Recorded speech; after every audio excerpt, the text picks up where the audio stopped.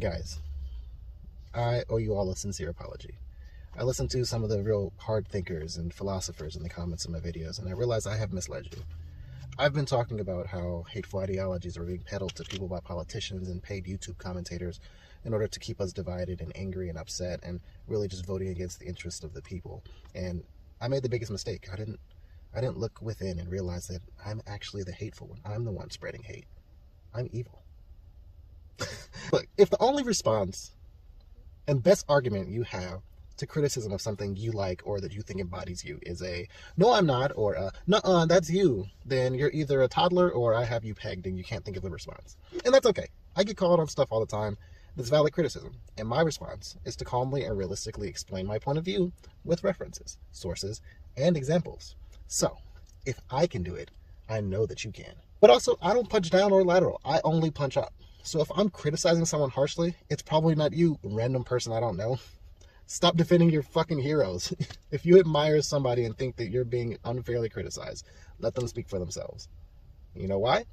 Because if the people in power don't actually have an answer to the criticism, then you need to know that too. Stop giving grifters and liars a way out. Like, say you have a buddy. Let's call him Matthew Fence Opening, and he's been caught with an underage girl or two, and someone is demanding answers about why. Don't jump in the line of fire for this motherfucker. Let's talk about this silly quip that just keeps popping up.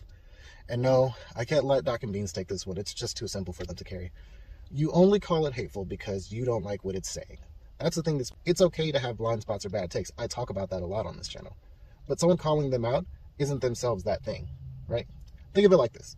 You and a buddy are hanging out, and he hauls off and hits you in the arm randomly. You say, "Ow, that hurts." And he says, "There's no way that hurts. Shut up." Does he have the right to tell you how to experience your pain? Does he have the right to dictate your response? Okay, let's say it's that same buddy, and he calls you some name that you really don't like. And you tell him, "Hey, don't call me that." And he's like, "Why not? It's not offensive to you." How does he know? Insults are physical pain. Even worse, insults can lead to live repercussions. If you insult someone, you should respond with empathy and kindness. That is a basic human responsibility. And I guarantee you'll go much further.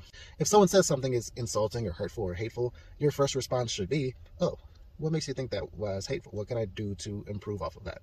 What about that was problematic to you? Could you help me understand?" So no, calling out hateful rhetoric isn't some knee-jerk response because I'm being butthurt. But also, being called hateful isn't the end of the world. Being called racist isn't the end of the world. Being called bigoted isn't the end of the world. It's a growing moment. Listen to people's complaints and hear them out. Learn how to be empathetic and stop being a snowflake. And if you are one of those anti-empathy people, fuck you.